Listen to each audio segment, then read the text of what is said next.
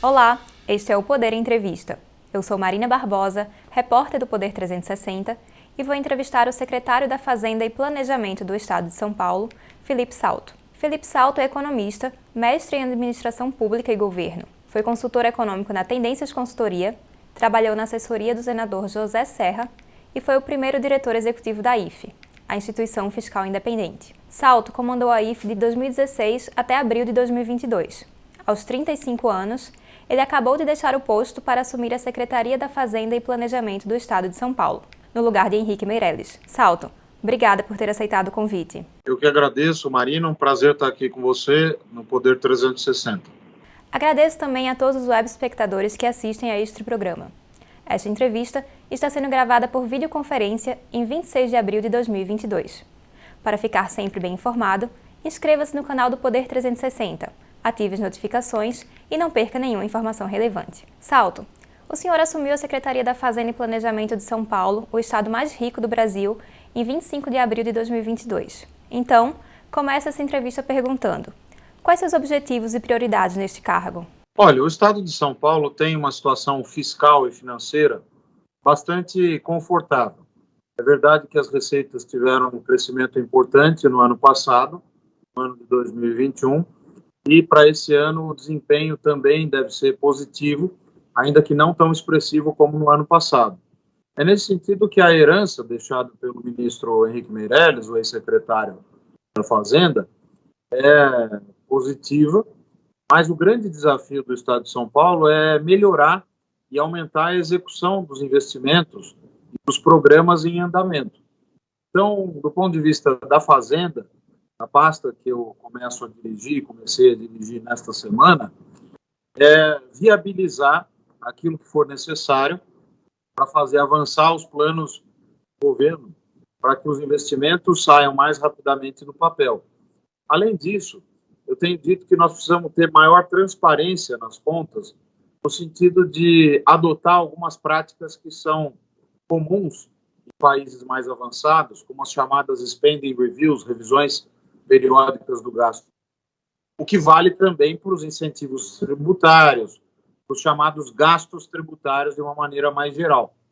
Essa avaliação dos programas, essa revisão dentro de um plano fiscal de médio prazo, pode nos ajudar a avançar em algumas agendas que muitas vezes ficam travadas, justamente por falta de espaço fiscal prospectivo. Não é só uma questão de saber se tem dinheiro ou se terá dinheiro ou não, se terá orçamento ou não, mas também de planejar as boas ações. O que eu disse, tenho dito, tenho repetido, é que o meu grande desafio é combinar a responsabilidade fiscal com a responsabilidade social.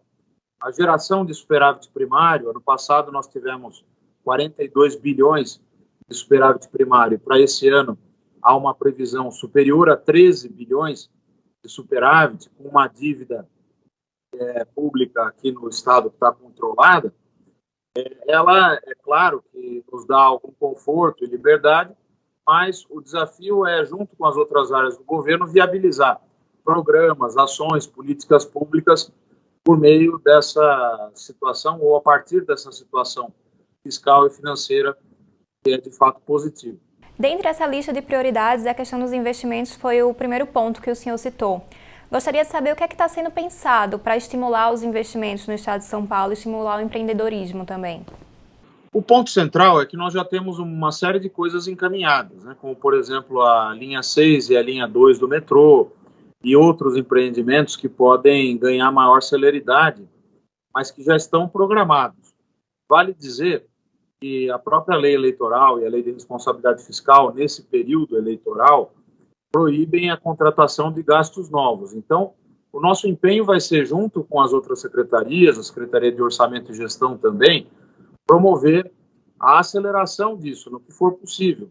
A viabilização de instrumentos financeiros que possam também ajudar a viabilizar esses processos e acelerar a liberação de recursos. A Secretaria de Fazenda tem uma gestão, do ponto de vista da Receita Estadual e do Tesouro Estadual, que são muito eficientes. Nós acompanhamos o fluxo de caixa do Estado diariamente, as liberações, e ainda nessa semana eu solicitei um levantamento com informações já prestadas por todas as pastas aqui do governo do governador Rodrigo Garcia, para que a gente possa avaliar as programações de liberação de recursos, sobretudo dentro da lógica já programada. Quer dizer, não é que vamos fazer gastos novos, é aquilo que já foi aprovado para esse ano no orçamento anual pela Assembleia Legislativa e sancionado pelo governador. Então, vale dizer que as medidas que podem ser tomadas agora nessa matéria são mais de colaborar para acelerar a execução.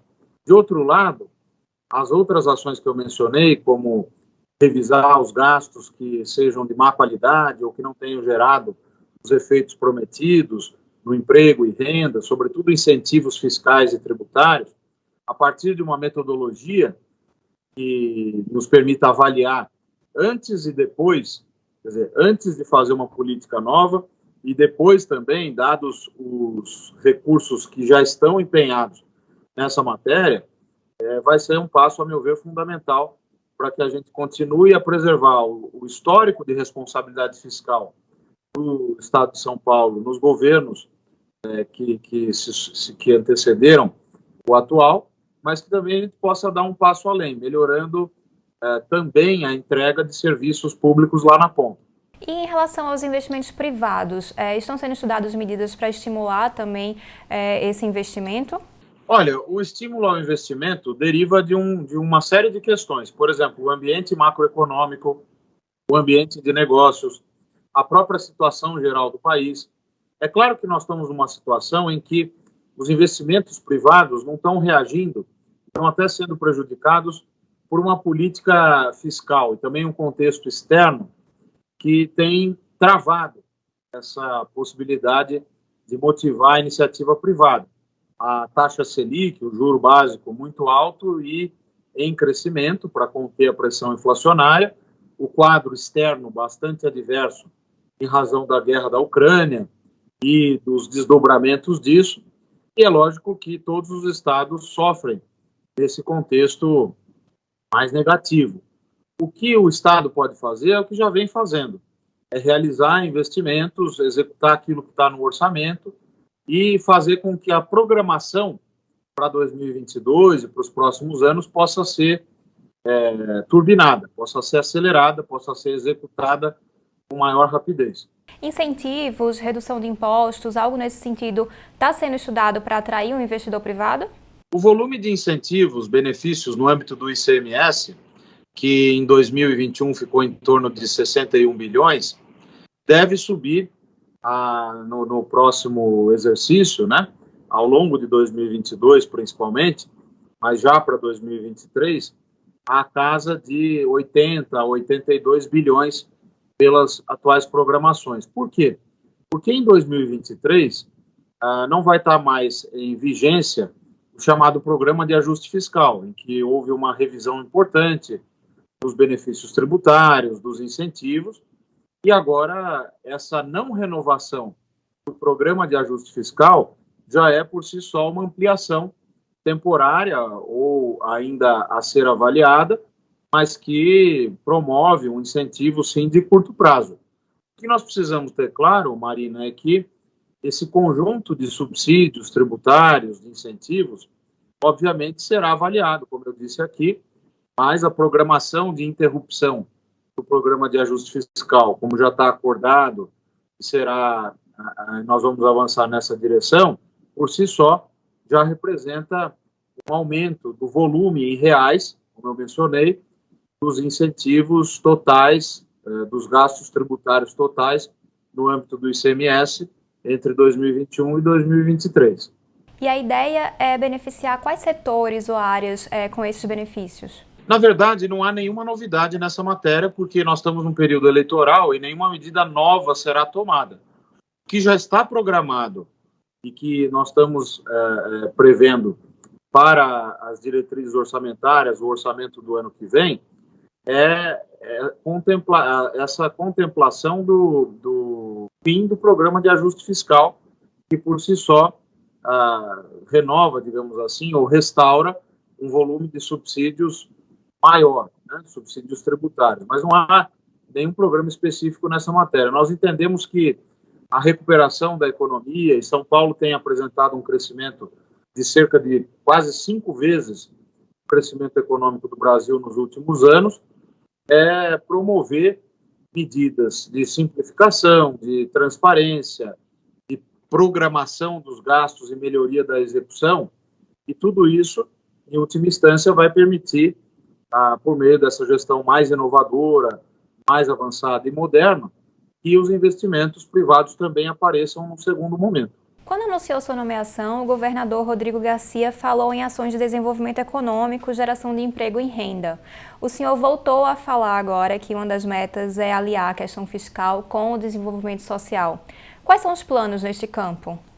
Pois é, eu entendo que a responsabilidade fiscal não é um fim em si mesmo. Nós temos que ter o espaço fiscal, orçamentário, o aumento da arrecadação do Estado, sempre com vistas à ampliação de benefícios sociais, de programas que beneficiem, principalmente que auxiliem aqueles que mais dependem do Estado, os mais pobres. O governo já tem isso, a chamada Bolsa do Povo, e mesmo programas, né, que estão relacionados a essas questões na ponta, né, para os mais pobres e que podem ser reavaliados, ampliados ao longo dos próximos anos. É sempre importante repetir que não nesse período em que a lei eleitoral e a lei de responsabilidade fiscal restringem isso. O meu discurso no dia da posse foi no sentido de que todas as medidas que nós fizermos na direção da austeridade, da responsabilidade fiscal, têm, em última instância, o objetivo de prover recursos para investimentos e para políticas sociais, incluída aí a educação, a saúde. Isso é importante porque o ajuste fiscal não pode ser uma finalidade em si mesmada. Nós temos que ter medidas que ajudem a viabilizar o direcionamento desse espaço fiscal, desse espaço orçamentário, para as prioridades do governo, as prioridades em termos de políticas públicas. Responsabilidade social, nesse sentido, é o fim último do respeito ao dinheiro público, da responsabilidade com as contas públicas, do próprio espírito da lei de responsabilidade fiscal, que é a norma maior, digamos assim, que regulamenta a Constituição Federal de 88 nessa matéria de regras para o comportamento das contas do governo, inclusive dos governos estaduais. O senhor também tem falado em fazer uma gestão moderna e inovadora. O que podemos esperar nesse sentido? É mais simplificação, desburocratização? É o que é essa gestão moderna e inovadora? O que eu tenho pensado e discutido muito aqui com a equipe na Secretaria da Fazenda e Planejamento, que é uma equipe de altíssimo nível, e tenho me colocado ao par da situação nesses primeiros dias em que nós estamos aqui na Secretaria, é que nós temos que tirar da gaveta propostas que estavam guardadas e que podem ajudar a melhorar o dia a dia da gestão do fisco, da gestão das receitas, da cobrança, né, da simplificação de processos.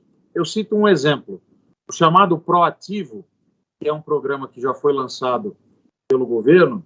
Ele permite a devolução mais célere, né, de créditos acumulados do ICMS. São créditos que os contribuintes vão contraindo junto ao Estado de São Paulo, e houve uma decisão, com uma programação em várias rodadas, para devolução desses recursos, o que pode ajudar, sobretudo, a economia do Estado nesse momento. Vale dizer que, nesse sentido, nós vamos ter uma iniciativa de informar melhor os contribuintes, as empresas, para que elas possam utilizar mais o proativo nessa segunda fase, vamos chamar assim, do programa.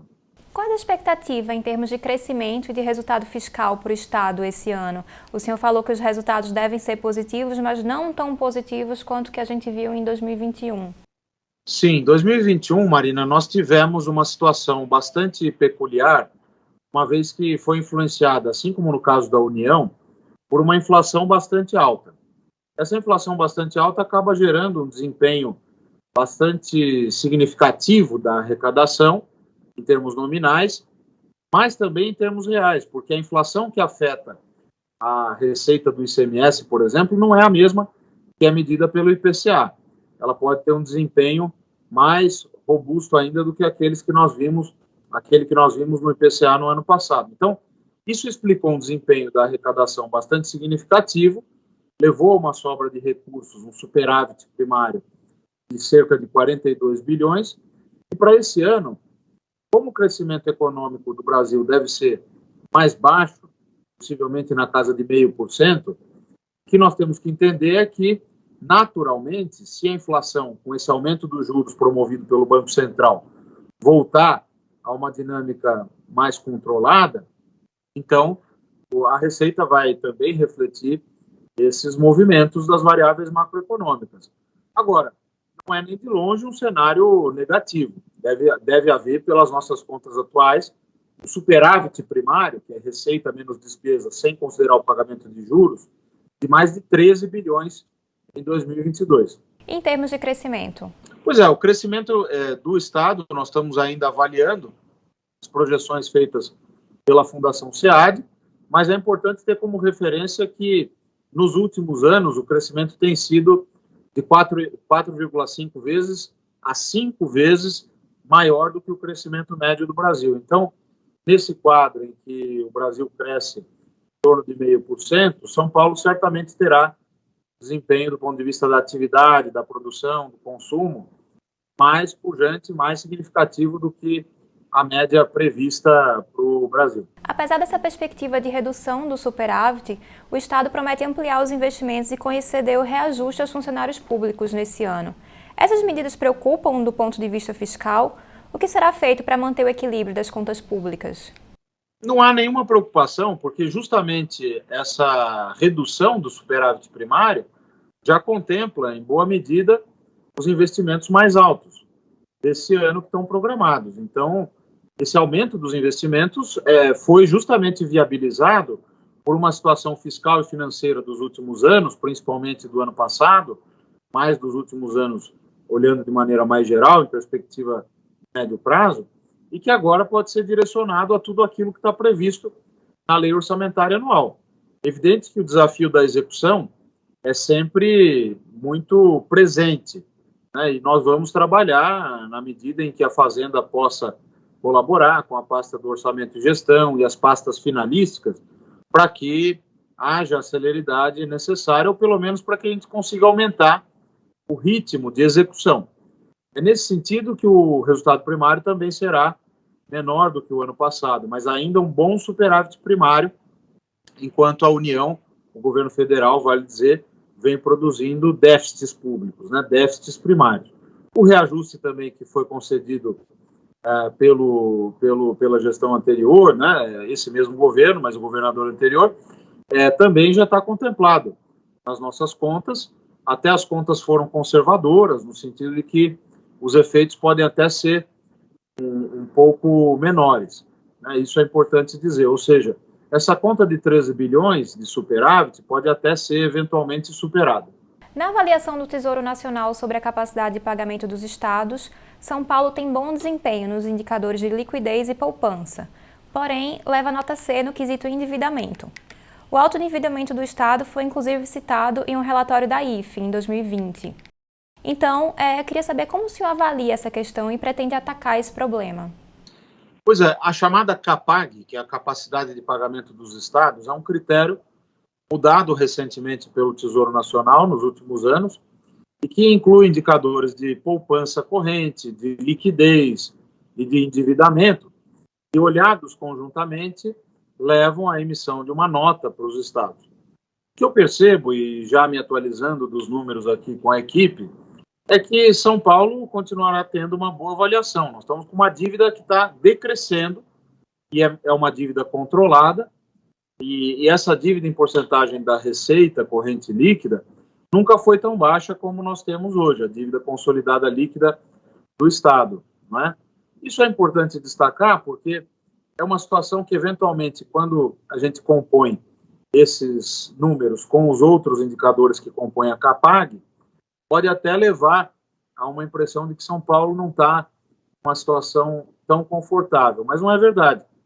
Tanto é assim que a nota B do Estado de São Paulo, que é uma tendência, ela avaliza qualquer possibilidade eventual a médio prazo de contratação de novos empréstimos, novos financiamentos que eventualmente venham a ser discutidos para elevar, a partir do ano que vem, obviamente, a capacidade de investimento além do que já está previsto na dinâmica atual. O que tem permitido a redução do endividamento de São Paulo? A queda do endividamento está relacionada a uma melhora no serviço da dívida. A Lei Complementar 173 ajudou bastante a que São Paulo, durante a pandemia, pudesse ter ficado sem pagar uma parte do serviço. Isso já retornou, mas mesmo tendo retornado, a gente observa que há fatores estruturais. A dinâmica da receita, que é consistente, a própria evolução dos financiamentos contratados, tudo isso tem sido suficiente para produzir uma relação dívida consolidada líquida sobre a receita corrente líquida, que é o indicador mais conhecido e utilizado para fins dessa avaliação, da solvência fiscal, chamemos assim, do Estado, venha apresentando uma dinâmica positiva. Então, é uma conjunção de fatores. O crescimento do Estado, que leva também a um desempenho bom para as receitas, em que pese o efeito da inflação já mencionado, também a dinâmica produtiva dos investimentos e das próprias decisões de investimento, de aumento do investimento do Estado, o controle de gastos obrigatórios, agora é que foram dados os reajustes, recentemente, mas totalmente dentro dessas possibilidades e sem afetar, do ponto de vista prospectivo, a trajetória da dívida sobre a receita. São estudadas medidas adicionais para solucionar essa questão? Privatizações, por exemplo, seria uma forma de reduzir o endividamento? As discussões a respeito da privatização desta ou daquela empresa, estatal ou estadual, serão feitas tempestivamente. Não é esse o momento de avançar em discussões. Na verdade, nós estamos tratando de estudar o tema, no caso da Sabesp, por exemplo, estudos que foram contratados e que nos ajudam a entender melhor a questão e avaliar os possíveis caminhos. Não há um único caminho, privatizar ou não privatizar. Há possibilidades aí entre esses dois extremos que podem ser discutidas, debatidas, e isso vai ser feito de modo oportuno. Salto, recentemente os estados e o governo federal entraram em atrito por causa dos tributos que incidem sobre os combustíveis. Como o senhor avalia essa questão e pretende tratar do assunto em São Paulo? São Paulo, na verdade, acatou o que foi decidido pelo Congresso Nacional, confaz as decisões no âmbito do Conselho, por todos os estados, levaram a uma solução, essas discussões levaram a uma solução que cumpre aquilo que está na legislação. Adotou-se uma alíquota de referência, chamada alíquota ad rem, que é uma alíquota calculada em termos de valor monetário. Essa vai ser a referência. Claro que isso já vai produzir um efeito sobre os preços, porque, veja, no sistema anterior, se os preços continuarem aumentando no petróleo, você teria, no sistema anterior, naturalmente um aumento da arrecadação, um aumento da carga, um aumento da arrecadação. Quando se muda para esse novo sistema, e São Paulo vai nessa direção, abre-se mão de arrecadação, mas observa-se um efeito lá na bomba, no preço do combustível. Então, já está, na verdade, em vigor uma medida que terá efeito, sim, sobre o preço dos combustíveis aqui em São Paulo, na verdade, derivada dessa decisão, dessa nova legislação do Congresso Nacional, e depois de ter avançado nos debates do CONFAS. Outras decisões do governo federal recentemente impactaram as contas públicas, como o corte do IPI. Um estudo da IFE mostrou que os estados vão pagar por boa parte dessa redução de impostos, Também teve reajuste do piso do magistério. Queria saber como você avalia essas medidas. Elas realmente preocupam do ponto de vista das contas estaduais? A desoneração do IPI tem um efeito direto sobre as contas estaduais, porque o imposto sobre produtos industrializados, ele é repartido com estados e municípios no âmbito do Fundo de Participação dos Estados e do Fundo de Participação dos Municípios. Nesse sentido, todas as vezes que o governo federal decide promover desonerações, ele afeta as contas dos estados e dos municípios. Pode haver algum efeito, em razão das medidas, sobre o crescimento econômico e também, consequentemente, sobre a arrecadação, mas, preponderantemente no curto prazo, há sim uma perda de arrecadação decorrente desse tipo de medida. Como o senhor avalia a relação do governo federal com os estados atualmente? O senhor acredita que é preciso melhorar esse diálogo? Certamente o governo federal, a gestão atual, não é uma gestão aberta a um diálogo democrático, isso no campo político, digamos assim, mas há no campo técnico, no Tesouro Nacional, na Secretaria de Orçamento Federal, na Receita Federal, uma série de pessoas que compõem a chamada burocracia permanente do Estado, né, do Brasil, do governo brasileiro, e tem um relacionamento constante, muito positivo, também com a burocracia permanente de São Paulo. E é nesse sentido que a minha atuação também aqui à frente desses servidores e desse trabalho técnico que já vinha sendo desenvolvido, será o melhor possível para que a gente consiga, mesmo num contexto político mais adverso, marcadamente influenciado pelas eleições, avançar numa agenda que seja positiva para São Paulo e para o país. O senhor falou das eleições. Ao longo dessa conversa, a gente falou de muitas metas e prioridades. O que é possível fazer, de fato, nesse ano por conta das eleições? Quando que vocês pretendem apresentar aí os primeiros resultados dessas novas prioridades da Secretaria?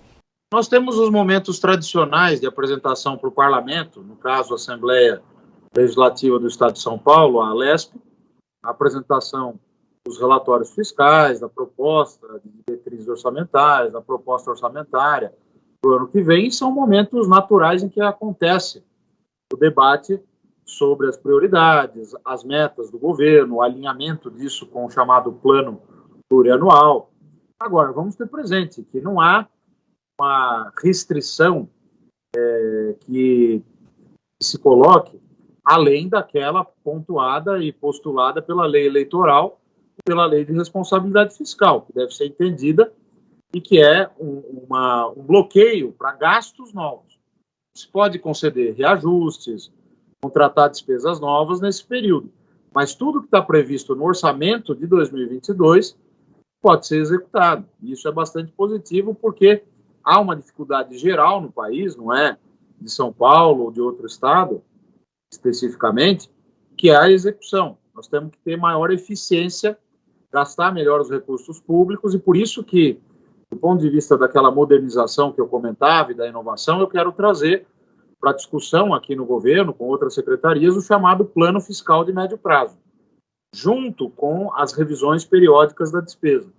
Esses instrumentos, que estão no estado da arte, do que a literatura, nossa matéria recomenda, no mundo inteiro, e há experiências como no Reino Unido, que nós podemos copiar, ou nas quais nós podemos nos inspirar, que podem ajudar, sim, a programar um modelo de investimentos e de gastos públicos de melhor qualidade, principalmente a médio prazo. Agora, o trabalho já começa agora, porque precisa, passo 1, avaliar todos esses gastos, incluindo os gastos tributários, os incentivos e tudo mais. Como seria esse plano fiscal de médio prazo? Nós vamos elaborar avaliações. Então, precisa ter uma metodologia que permita avaliar programa por programa e definir da seguinte maneira: qual era o objetivo daquela política pública, se foi atingido ou não. Essa é uma parte das revisões periódicas de gasto. A outra é para gastos novos, e aí, claro, para a partir de 2023, ter critérios que permitam dizer, olha, sem avaliação ex ante, avaliação estatística, econométrica, técnica, não há como conceder incentivos novos, benefícios novos e despesas novas. Então, adotando essas duas medidas e tendo um cenário fiscal e econômico traçado para os próximos anos, é possível adotar uma inovação, digamos assim, em relação ao modelo do plano plurianual, combinado com a lei orçamentária e a lei de diretrizes orçamentárias.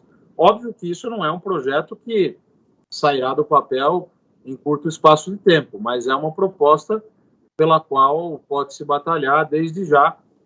Inclusive, uma das primeiras etapas é a própria criação de uma metodologia própria do Estado de São Paulo para avaliar as políticas, né? Para quem não sabe onde quer chegar, todos os ventos são desfavoráveis. E se nós não sabemos nem de onde estamos partindo, então fica pior ainda. Quer dizer, o que a gente tem que ter presente é uma avaliação de tudo que vem sendo feito. O Estado vem fazendo muita coisa.